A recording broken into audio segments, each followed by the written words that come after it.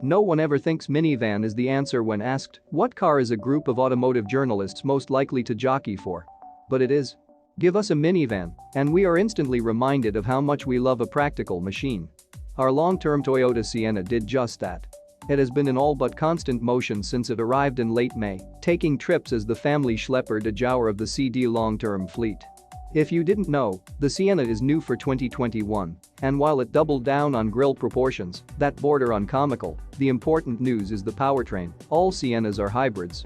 This move netted the people mover a whopping 15 mpg improvement in the EPA combined metric. Front drivers are now 36 mpg machines, and all-wheel drive Siennas, such as our long-termer, get a big 35 mpg on the Monroney label. We asked Toyota for a Cypress Green Sienna, a color only available on the top 2 trim levels. We went with the penultimate limited.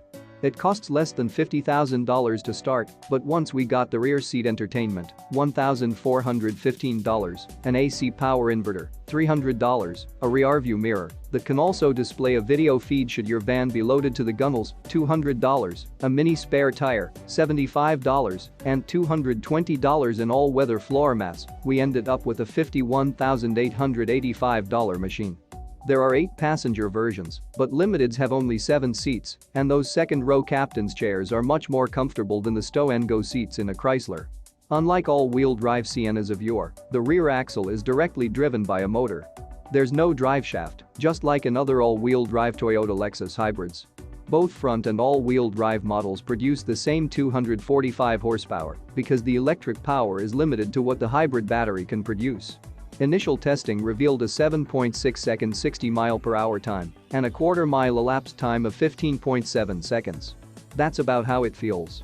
A Honda Odyssey is 1.1 seconds quicker, and the previous V6-powered Sienna was quicker than the new one as well.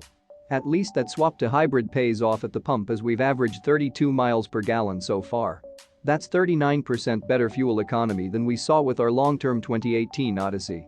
As with most families making an economic decision, we'd gladly take the savings at the pump at a cost of some droning engine sounds at wide-open throttle. Those emanate from the hybrid powertrain's internal combustion half, an Atkinson cycle 2.5-liter inline-4. Once moving on the highway and settled into a cruise, the Sienna hums along at a quiet 67 decibels. Right after the van showed up, the passenger sliding door wouldn't close on its own, a first-world problem, we know, and we took the Sienna to the dealer for a very un-Toyota-like unscheduled service visit to fix it. Turns out we could have easily addressed the problem because the weather stripping had dislodged from its track and was doing a very good impression of a kid's digit. Since then, we've had the Sienna in for 2 scheduled services. Both were typical oil, filter, inspections at 5,000-mile intervals. The first was gratis, but the 10K mile service cost $61. Other than that, the van has been flawless. Some complain about the engine noise while accelerating. The engine droning is very apparent when you get into hilly country.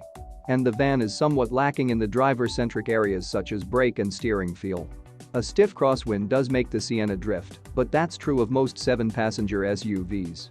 As we mentioned, the Sienna has been in near constant motion since it arrived, Maine, North Carolina, Michigan's Upper Peninsula. Maybe that is due to an uptick in road trips, or because we haven't had a van in a while. Either way, it's a staff favorite, and even if it did sit still long enough to gather moss, we'd never know because of its color.